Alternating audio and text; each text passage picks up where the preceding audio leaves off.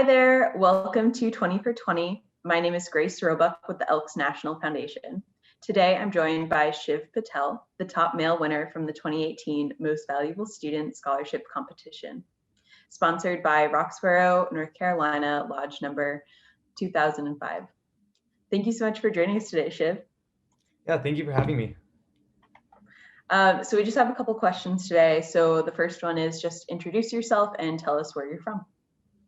Yeah, my name is Shiv Patel. I'm currently a third year at Northwestern University. I'm originally from North Carolina, hometown in Elon, but I went to school in Durham, North Carolina. So here at Northwestern, I'm part of the honors program in medical education. It's a 7-year direct medical program. So directly following my undergraduate years, I'll be attending the Feinberg School of Medicine starting next fall. And while I'm at Northwestern, I've had the opportunity to major in psychology with a minor in data science. Awesome, thanks for sharing. So our first question for you is, why did you apply to the MBS scholarship in the first place?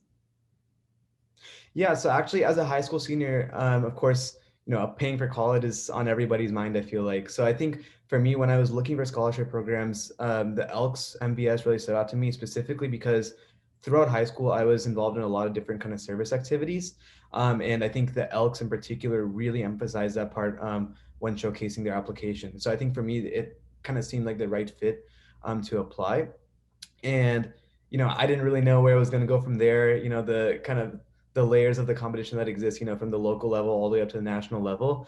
And it was just really an honor to ultimately make it to the national level and get to meet all the other Elk scholars as well throughout that process. Cool. Yeah, thanks for sharing, and totally makes sense. And so, like, once you received it, like, what did receiving it mean to you? Yeah, funny story actually. So I remember after coming from the scholars weekend, I was just amazed to see the other like 19 scholars and all the really incredible things that they were doing in their communities. So when I got the phone call that said that I was the top winner for that year, I was just in shock really. And to be completely honest, I didn't really know what kind of journey it would be from there.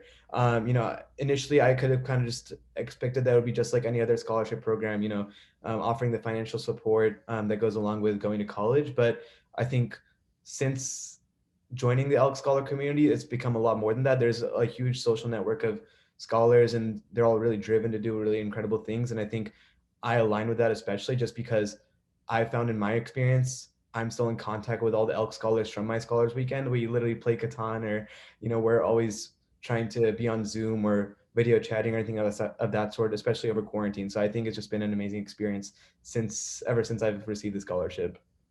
Totally. Oh, it's so cool to hear that you still keep in touch with them. So I know, like, it sounds like you have pretty fond memories of Leadership Weekend, but now that it's been a couple years since you attended, can you tell us what your favorite memory from the weekend is, if you can pick one? I think my favorite memory from the weekend, I would definitely have to say it was actually we all worked together to package kind of DIY service kits for the local VA center in Chicago. So that was my first time ever kind of getting involved with that kind of work. In the past, I had volunteered at a hospital during high school, but that was a lot of, like wheelchairing patients around or running errands for the hospital staff. But this was kind of like directly speaking to the patients and kind of having that interaction with them and all the veterans that were in the center as well. So I think there was a really unique introduction to what it meant to be an Elks scholar, especially Elks has a really like strong focus on serving the veteran community. So I think that's kind of paved the way for a lot of my undergraduate experience as well, and the kind of service activities I've been involved with here. Cool.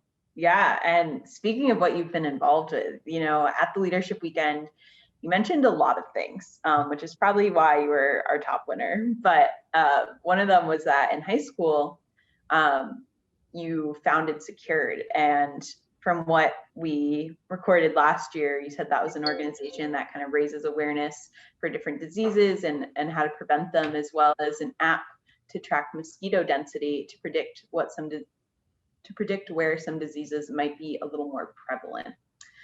So other than being really cool and way beyond what I could ever think of, I understand that the organization was recently rebranded as Savalas, Yeah. um, to focus on alleviating the secondary impacts of the pandemic. So can you give us an update, like where that is now and what you're up to? Yeah, so in light of the pandemic, it was pretty evident that there were a lot of issues and a lot of inequities that were kind of being revealed around that time, especially. And so for us as an organization, we really thought, how can we have the greatest impact like right now?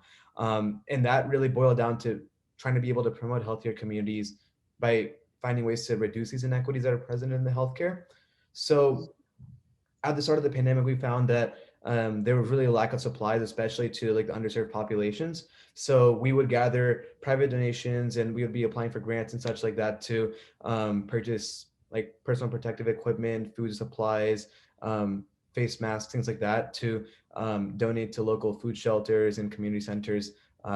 Actually, across a handful of states, we were based in North Carolina, Missouri, and in the Illinois areas. So kind of a really wide scale program that we were trying to reach. And around that same time, we also partnered with another organization, Telehealth Access for Seniors. So they provide mobile devices to senior citizens who need them for telehealth appointments because it's really difficult for them to go to the office, especially with the pandemic going on. And we work with them to also distribute a series of educational brochures that we created, both highlighting financial wellness and how to stay safe during the pandemic and kind of the precautionary measures you can take with regards to COVID-19. So I think all that put together really kind of put us on a different path with this organization in terms of what can we do right now in our local communities to really make the broadest impact possible. So it's been a really great time doing that. And actually, we want to continue our work. We were recently awarded the Elks Service Grant that will allow us to specifically focus in the Chicago and St. Louis communities as we're trying to put together a relatively large number of service kits for those experiencing homelessness. So we're hoping for that project to launch over the next several weeks. And that's going to be in collaboration with a handful of other Elk scholars as well. So we're really excited for that. Cool. Yeah, thank you so much for sharing. Yeah, so for any Elks tuning in and watching this, this year for the first time ever, we launched our Scholar Service Grant Awards, which are going to 10 scholars across the country fighting homelessness in their own local communities. We're going from coast to coast, from Boston to San Diego and Palo Alto, California, Colorado, Florida, Chicago, Missouri. So all over the place. And Shiv and his organization designed incredible brochures that we're going to be using in there that can help teach these local unhoused populations about COVID, about the vaccine, and other things related to financial wellness. So we're super excited to see that in action and see how the grant transforms in years to come. So, building upon that, clearly service is something that's really important to you and has been a cornerstone of your life in high school and even today. So, my question for you is, can you share with us, as an Elks scholar, what does service mean to you? Yeah, I think for me, service is really just a way to connect with the rest of my community and really understand, what everybody else around me might be facing and how I can use my skills or use uh, what I can provide to them and kind of make I would say, a sustainable impact on their lives. I think that's a really broad scale definition, but I think for me, that's really hit home, especially as I'm pursuing a career in medicine, just because I kind of see that working in the healthcare space, I've seen my interests really tie together, both academically and just the social impact of helping others. And seeing that as like that's my kind of long-term professional ambitions, being able to kind of start that kind of service aspect of the profession much earlier on, just working with other Elks scholars, I think that's been the best part. I know that Elks has like a number of service trips that usually take place throughout the year. Of course, with COVID, that's kind of not been able to happen as expected, but ideally, I would have liked to take part in those throughout this year, especially. But I think that just goes to show how streamlined the process is for any Elk scholar trying to get involved with service. I think it's really doable and really possible for anyone who wants to get involved to be able to get involved in these kind of activities. Totally. And I completely agree with what you're saying about kind of the long-term sustainable impacts of service, and your whole life is going to be service basically as you become a doctor. So yeah, very cool. But speaking of our service trips, since you've become an Elks Scholar, you've been an active part of the Elks National Foundation, from attending our 150 for 150 in celebration of the Elks 150th anniversary, to our new virtual event series where you've been super active, both as a participant and as our scholar leaders that we have help host events. So can you share how these events, how the leadership weekend, how 150 for 150 has really impacted your relationship with your Elks family?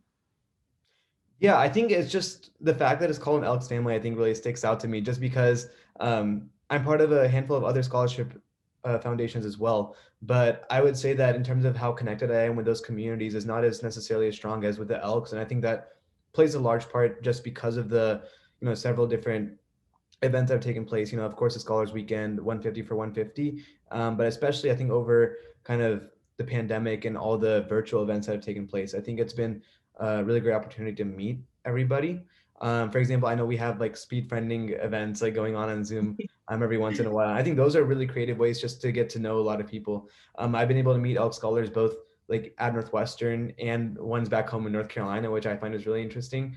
And just seeing like the number of mutual connections we have, because of course like a lot of my high school friends also go to universities in North Carolina, so I think it's just great to see how well connected everybody really is. And of course like the 150 for 150 weekend, I was not even just people in my Elk Scholar class, there were people who were even 10, 15 years older than me who were previously Elk Scholars and in my shoes like back then. I think it's just crazy to see how far they've gone in their professional ambitions and everything. Yeah. Yeah, totally. I completely agree on that. And building upon that, now that we see the who and like kind of how Elk Scholar family builds, like what does Elks family mean to you? Yeah, I think for me, it's just definitely a community of people that I can always rely on. Just the fact that we've stayed in touch over the essentially 3 years now, even though we don't go to the same university or anything, I think that just speaks volumes to how connected we can be and the kind of shared interests that we all have. Dedication to service, helping others, and being active in our communities. I think all that kind of portrays the Elks family as something that I kind of want to be a part of throughout like the rest of my life in that way. Totally. Yeah, makes total sense. Thank you for sharing. So my last question I have for you today is, to all the Elks watching this out there, or even to maybe some of the scholars who come across this, if you could say anything to the Elks, what would you say? I mean, first and foremost, I would definitely just want to say thank you for the opportunity that's been given to me. As a high school senior, I had no idea that I'd be at this stage in my life I am today, and I think a lot of it is thanks to the Elks and the kind of support they've given, both financially for my education, but also just the support network that comes along with being an Elks scholar. Um, so I think that's definitely my gratitude. Kind of definitely goes out to the organization for being able to host such a scholarship foundation for all these years and being able to offer such events and activities that I don't think can be found many other places. Totally. Well, thanks so much for sharing, Shiv. And a huge thank you to all of our viewers for tuning in. If you liked the show, hit the like button below and be sure to subscribe to our YouTube channel. Thank you for connecting with your Elks family, and we hope to see you next time. All right. Thank you for having me. Thanks, Shiv.